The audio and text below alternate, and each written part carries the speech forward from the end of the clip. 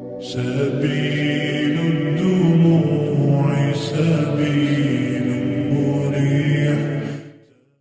حضرت فاروق اعظم کے ہاتھ میں تلوار تھی. گھر سے نکلے, کہنے لگے آج میں اس محمد کا خاتمہ کر دوں گا معاذ اللہ. اس نے گھر گھر فساد پیدا کر دیا تلوار لے کے. ابو جہل نے نا غصہ دلایا, کہنے لگا مکے میں کوئی سورما نہیں بچا جو مصطفیٰ کو قتل کر دے معاذ اللہ, 100 سن کھوٹ ملیں گے. جناب عمر کہتے ہیں تلوار پکڑی, اور یہ سویر کی بات ہے.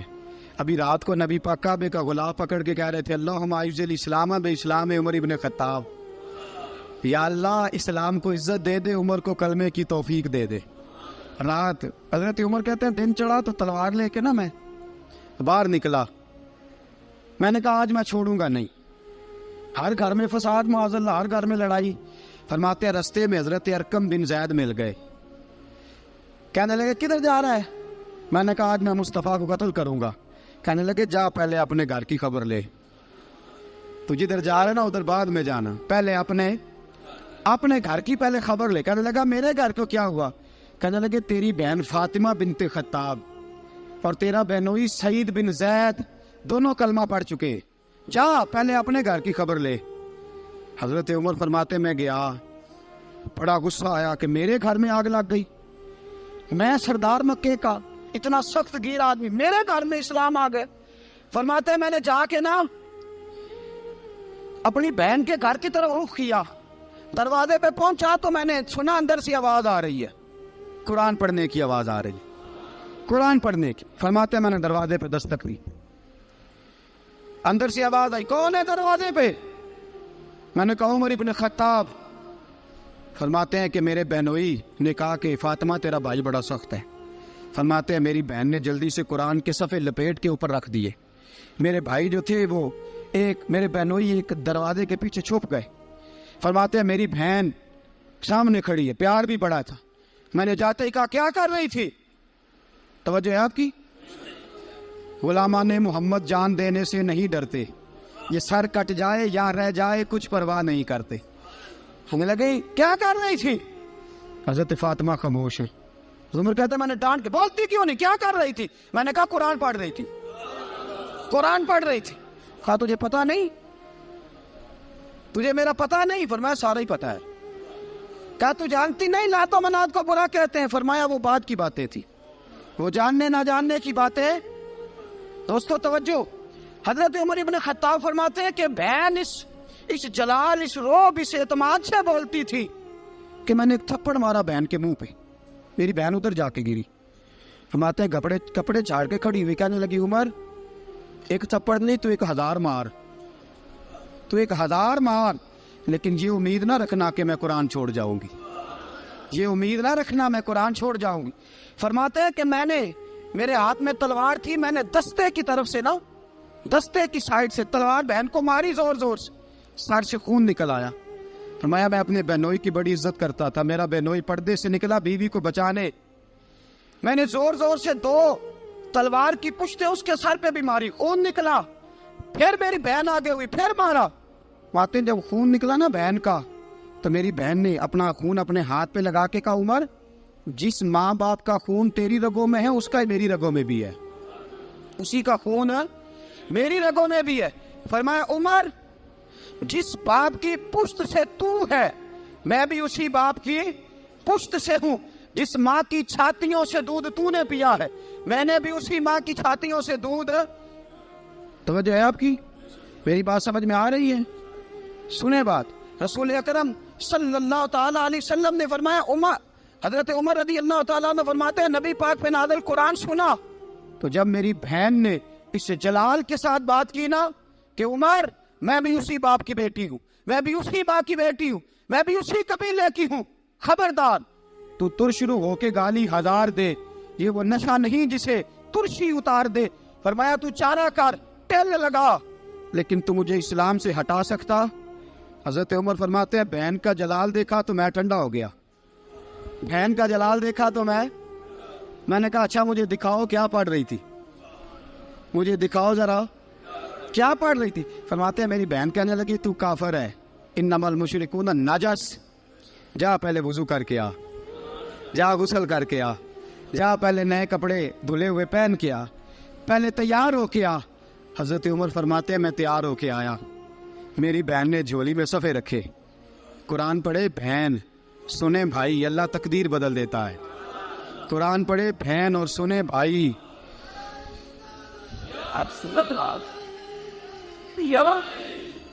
قرآن پڑھے بھائی اور سنے بہن, اللہ تقدیر. لیکن آج بہن بھائی قرآن تو سنتے سناتے ہی نہیں نا, یہ تو رواج ختم ہو گیا نا. وہ قوم جو کل لڑتی تھی ننگی شمشیروں کے ساتھ, وہ آج سینما دیکھنے جاتی ہے اپنی ہمشیروں کے ساتھ. معاذ اللہ, نعوذ باللہ, استغفر اللہ. ہمارا وہ حال نہیں رہا جو تھا. حضرت عمر فرماتے ہیں بہن نے قرآن پڑھا, میں نے قرآن سنا, پتہ نہیں قرآن میں کیا لذت سی, میں رو رو کے بے حال ہو گیا. فرماتے ہیں میرے جیسا سخت آدمی, میرے جیسا سخت جو کبھی نہیں رویا تھا, آج قرآن سنا. فَإِذَا سَمِعُوا مَا أُنزِلَ إِلَى الرَّسُولِ تَرَىٰ أَعْيُنَهُمْ, جب قرآن, اللہ کا قرآن پڑھا جاتا ہے جو رسول پہ آیا, تو لوگوں کی آنکھوں کو تم دیکھو گے, ان کی آنکھوں میں آنسو ہوتے ہیں. فرمایا میں رو رو کے بے حال ہو گیا. میری بہن کہنے لگی بھائی کیا پروگرام ہے؟ میں نے کہا مجھے بھی لے چلو, مجھے بھی لے چلو. کہا چلو. فرمانے لگے ذرا ٹھہر جاؤ, میرے نا ہاتھ باندھو, رسیوں کے ساتھ نا میرے ہاتھ, پیچھے میرے ہاتھ باندھ لو, گلے میں میری تلوار لٹکا لو. میں مارنے آیا تھا, اب میں مجرم بن کے جانا چاہتا ہوں, مجرم بن کے. اور ہمارے شیخ فرمایا کرتے تھے استاد گرامی, حضرت عمر فرمانے لگے مجھے مارتے مارتے لے کے جاؤ, میں چونکہ مارنے آیا تھا نا مجھے.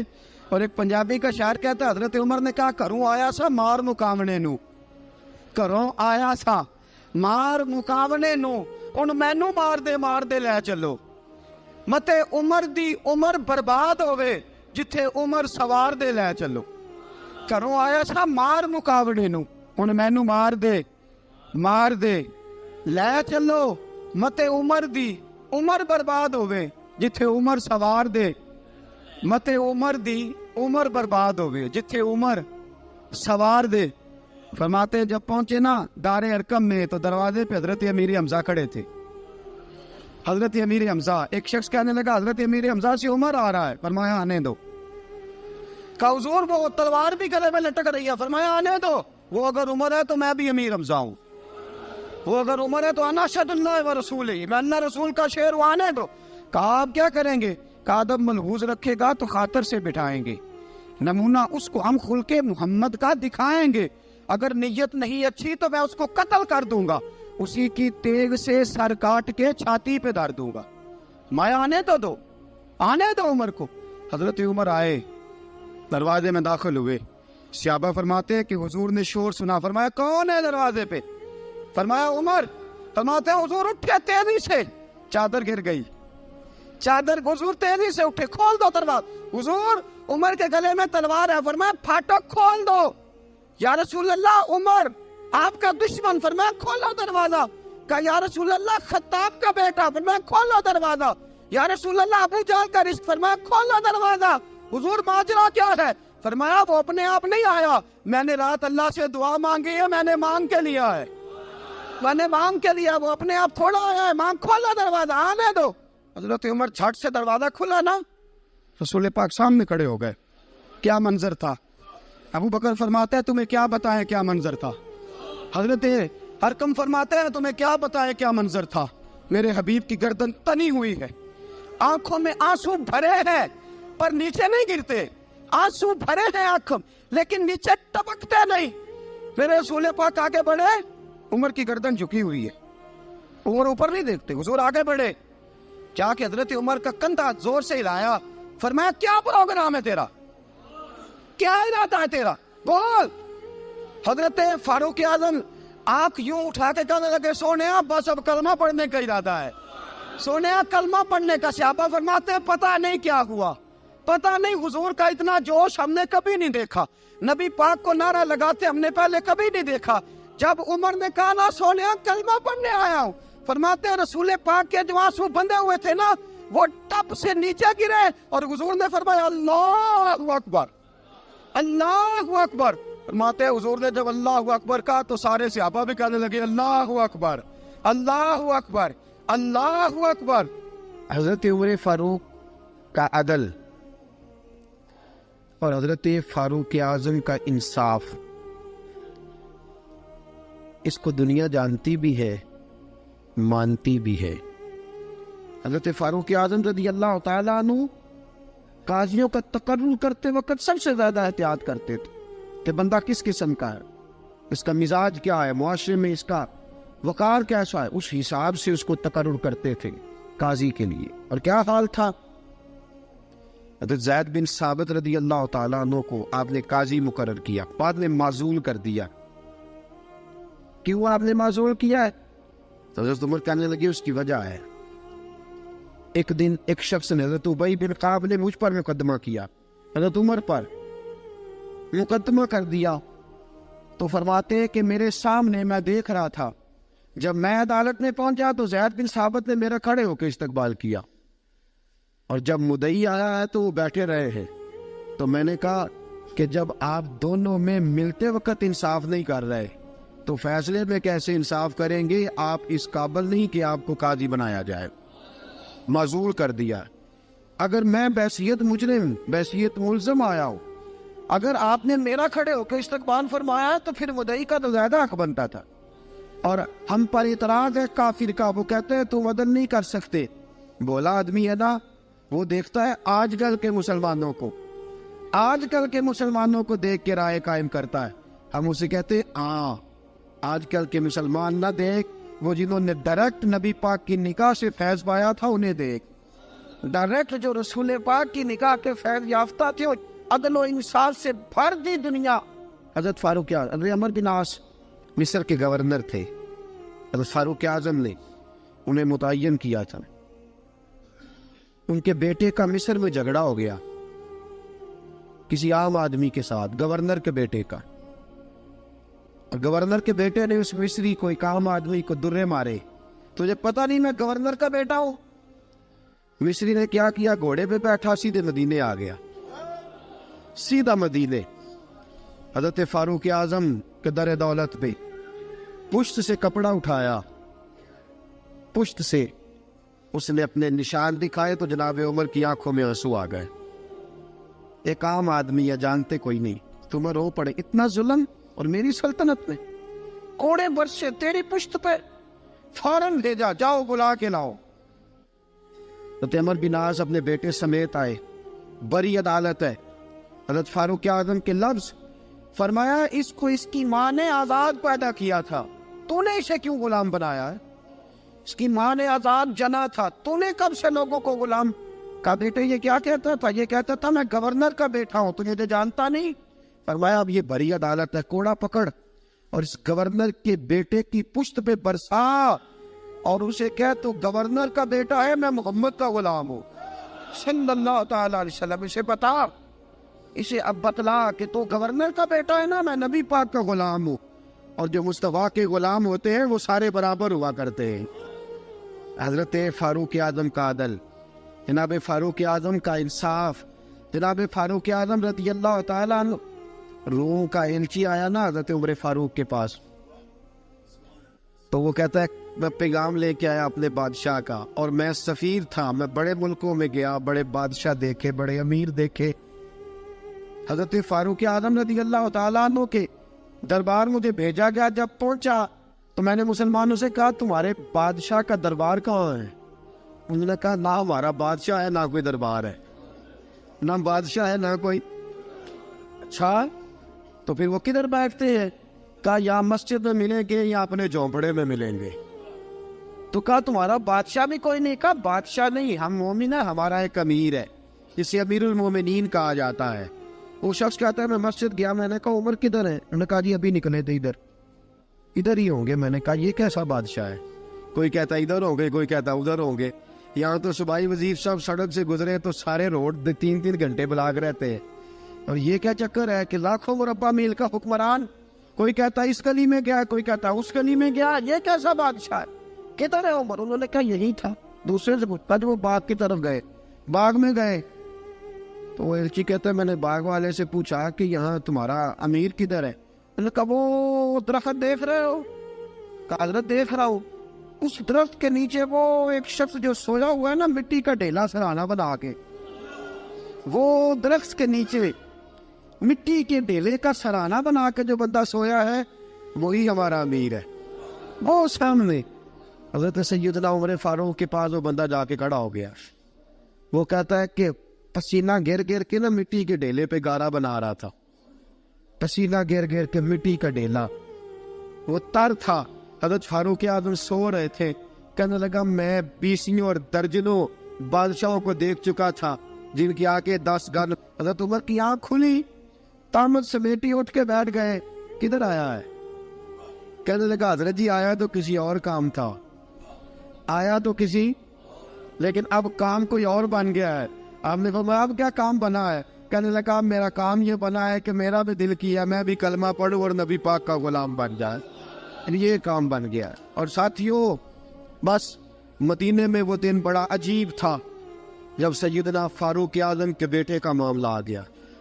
آج 60 سال کا بوڑھا عمر, ابو شامہ حضرت عمر کے صاحبزادے, یہودیوں نے سازش کر کے انہیں نبیذ پلا دی. نبیذ جائز تھی, نبیذ کیا کہ شراب پلا دی. پھر مقدمہ قائم ہوا. کا اب پتہ چلتا ہے عمر کتنا عدل کرتا ہے. سیدنا فاروق اعظم کے پاس گواہ آئے, صاحبزادہ اندر کھانا کھا رہا تھا. فاروق اعظم نے گریبان سے پکڑا, کھینچ کے لائے.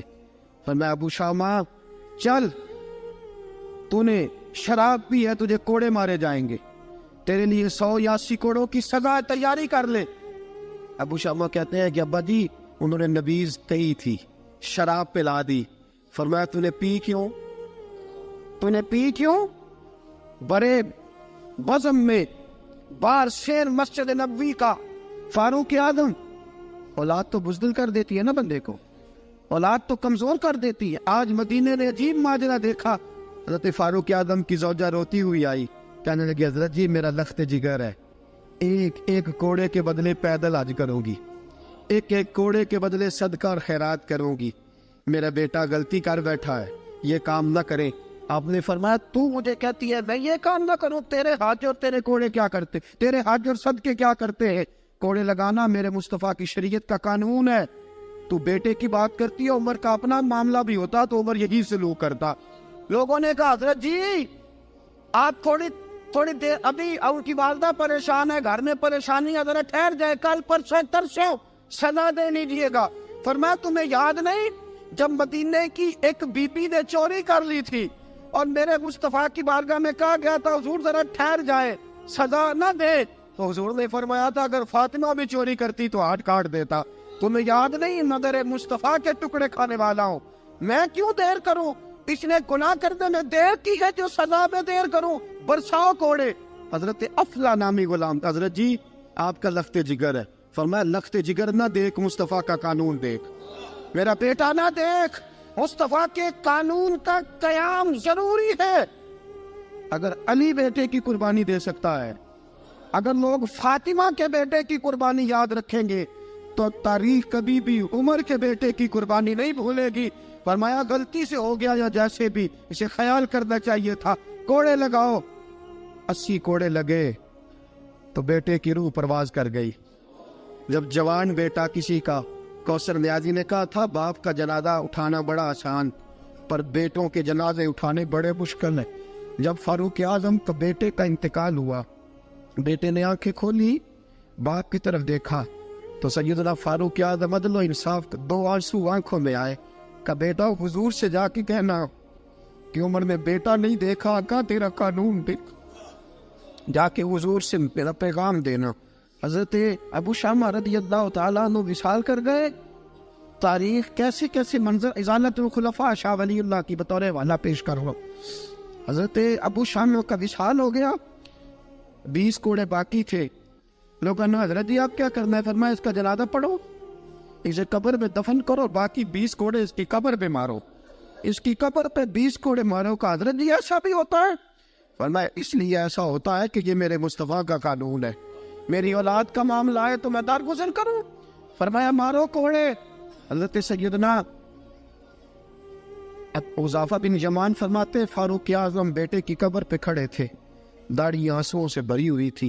میں دوڑا ہوا آیا, میں نے کہا عمر نہ رو, آج خواب رات تیرے بیٹے کا جنازہ تھا, جنازہ پڑھ کے سویا ہوں تو خواب میں مجھے رسول پاک کی زیارت نصیب ہوئی ہے.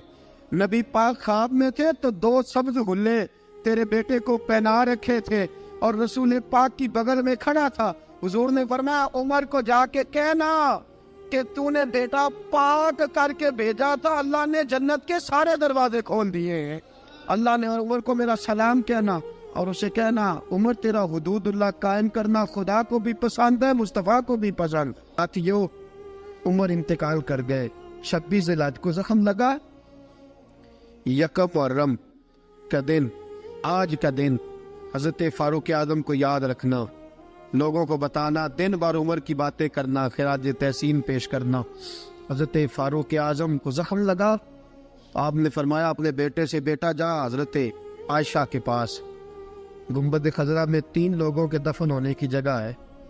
ایک میں ابو بکر دفن ہو چکے, ایک میں رسول پاک کا مزار قدسی بن چکا, ایک جگہ خالی ہے. جا کے عائشہ سے پوچھنا, مجھے پتہ ہے وہ 18 سال کی عمر میں رسول پاک پردہ کر گئے تھے. 18 سال سیدہ کی عمر تھی. عائشہ نے جگہ اپنے لیے رکھی ہوئی ہے. جا کے باہر کھڑے ہو کے کہنا اماں جی, عمر کہتا میرا دل کرتا ہے, میرا دل کرتا ہے کہ مجھے نبی پاک کی گنبد کے سائے میں جگہ ملے. جا کے عرض کرنا اور بیٹا باہر کھڑے رہنا, زیادہ زید نہ کرنا, مومنوں کی ماں ہے. حضرت سیدنا عبداللہ ابن عمر کہتے ہیں باہر کھڑا تھا, دروازے کے باہر کھڑے ہو کے کہا کہ عمر کا بیٹا ہوں. اماں جی, عمر فرماتے ہیں اجازت دو تو دل کرتا ہے نبی پاک کے ساتھ لیٹ جاؤں. وفا میں گزار دی عمر ساری, ساری زندگی لے سجنا آسا توڑ نبھائی, دل کرتا ہے حضور کے ساتھ لیٹنے کو. تو حضرت عائشہ صدیقہ, حضرت عبداللہ ابن عمر فرماتے ہیں میں دروازے سے باہر کھڑا تھا لیکن عائشہ کے رونے کی آوازیں باہر تک آ رہی. حضرت عائشہ صدیقہ ہچکیاں لے کے روئی. سیدہ عائشہ نے فرمایا عمر سے جا کے کہنا عمر کوئی قبر کی جگہ کسی کو نہیں دیتا, لیکن عمر تو نے وفا کی تاریخ بنائی ہے, عمر تو نے کمال کر دی ہے, عمر تو نے حد کر دی ہے. عمر کو جا کے کہنا کہ میں جنت البقیع میں دفن ہو جاؤں گی, جہاں میرا وقت آئے گا دفن ہو جاؤں گی, لیکن عمر تیری خدمات کہتی ہے کہ تجھے نبی کے ساتھ دفن ہونا چاہیے. سیدنا عبداللہ ابن عمر فرماتے ہیں کہ جب دفن ہونے کے پانی پر سہیلیاں رنگا رنگ کھڑے, ترے اوسدا جانیے جس دا توڑ چڑھے. فرماتے ہیں آیا عمر کو آ کے بتایا پیشانی خون سے بھری ہوئی. عمر نے سجدے میں رکھ دی, رو کے کہا آج میری توڑ نبھ گئی ہے. حضرت فاروق اعظم مصطفیٰ کے ساتھ لیٹ گئے. میرے نبی نے فرمایا عمر میں تجھے اپنے پڑوس میں دفن کر رہا ہوں, تو نے اگر راہ وفا میں بیٹے تک قربان کر دیے ہے نا تو قیامت تک جو مجھے سلام کرنے آئے گا تجھے بھی سلام کر کے جائے.